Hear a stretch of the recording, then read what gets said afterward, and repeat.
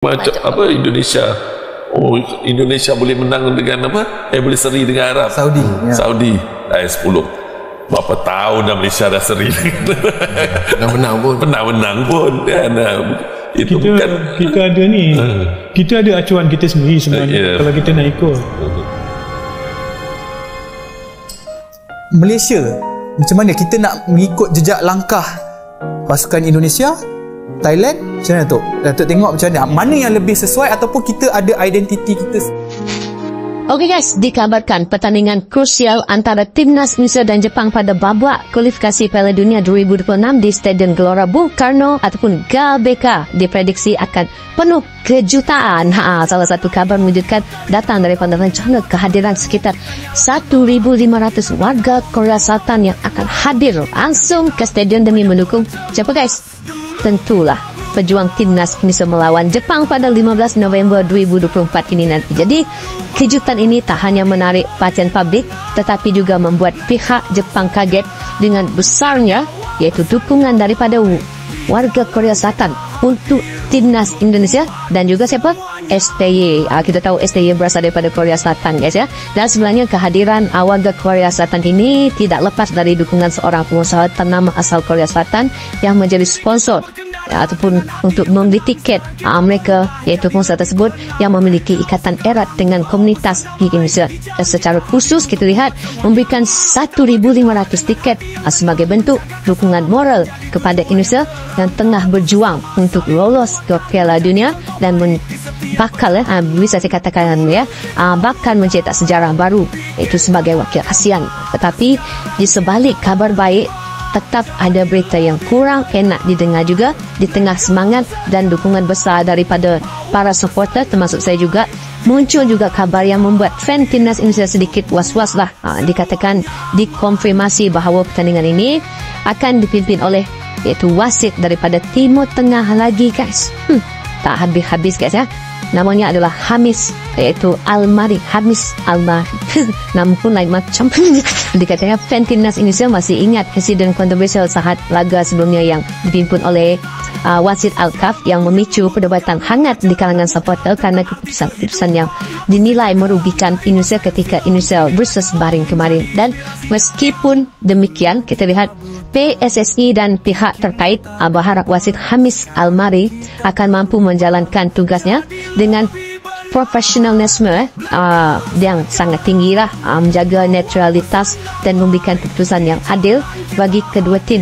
Dan kita sebagai para supporter Indonesia juga berharap agar laga ini berlangsung lancar tanpa adanya kontroversi yang bisa mengganggu semangat dan fokus pada pemain. Jadi guys, pertandingan melawan Jepang ini menjadi momen penting ya bagi Indonesia.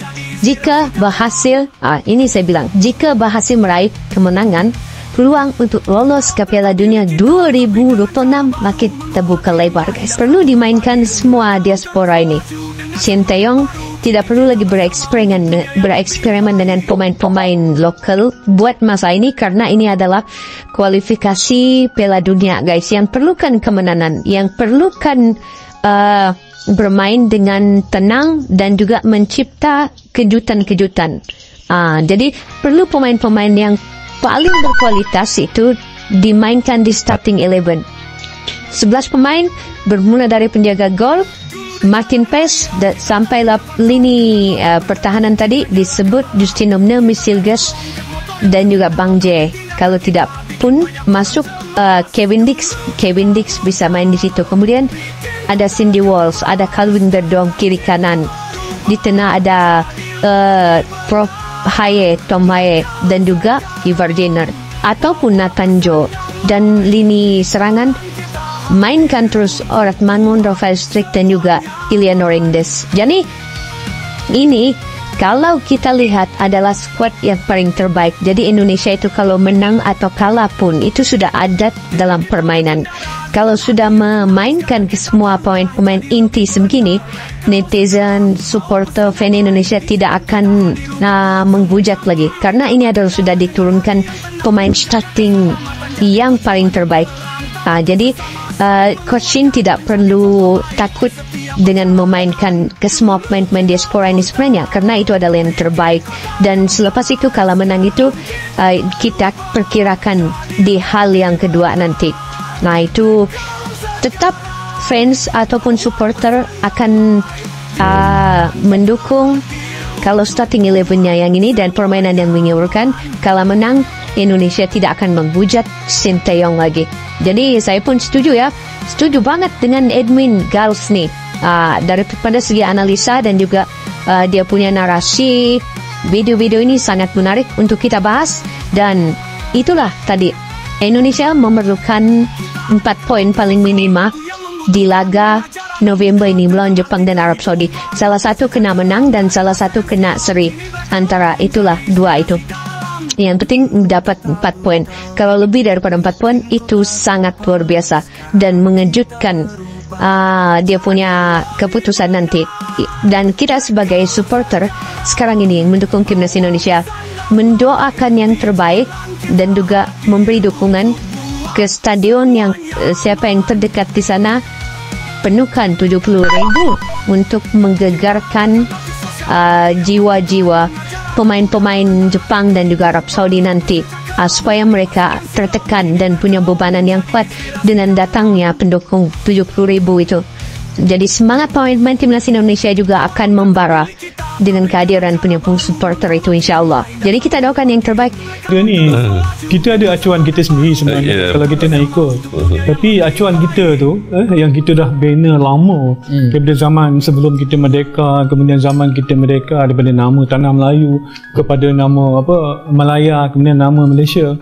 Kita dah ada acuan tu kan. Pemain kita adalah pemain yang menerusi complement each other antara kaum Melayu, India, Cina, menyebabkan pasukan kita kuat. Kita layak ke Olimpik 72, kita layak ke Olimpik 80. Kita boleh buat sebenarnya. Kita akhir-akhir ini kita tidak, orang kata, tidak menunjukkan bahawa kita ada kuasa, masih lagi kuasa bola sepak di antara Tenggara. Seperti kecewa dan akhirnya kita mengambil jalan pintas, shortcut, menggunakan pemain naturalisasi dan juga warisan. Ini yang Indonesia sedang lakukan. Sebab Indonesia dia tak, sebenarnya dia istilah naturalisasi tu tak ada pada Indonesia. Dia sebenarnya pemain warisan. Dia mensyaratkan pemain yang mempunyai darah Indonesia. Dia bukan macam kita pemain import yang kita diberikan. Yalah, itu maksud saya itulah. Adakah kita nak menuju ke arah kesemuanya pemain warisan? Bukan kesemualah, 90%, 80%. Sebab baru-baru ni kita tengok skuad Indonesia, kesebelasan utamanya mungkin 2 sahaja pemain homegrown. Adakah kita menuju ke arah situ ataupun kita nak mengikut jejak langkah Thailand di mana lebih sustainable, liga lebih baik, dan kita tahu pemain-pemain Thailand ni banyak yang berkualiti, yang banyak bermain di Liga Jepun. Macam mana Abang Bambang? Nombor satu, saya rasa ada sejarah je, acuan yang mana dan sebagainya. Mungkin isu yang paling utama, contohnya Piala Asia kita layak di akhir on merit. Kali pertama dalam letak kita main 3 peringkat kumpulan, 3 kalah. Kita nak pastikan kalau kita layak sekali lagi, nombor satu nak pastikan kita layak sekali lagi. Kalau swasta ke tak swasta ke, FAM ke, untuk kehadapan dan seumpamanya.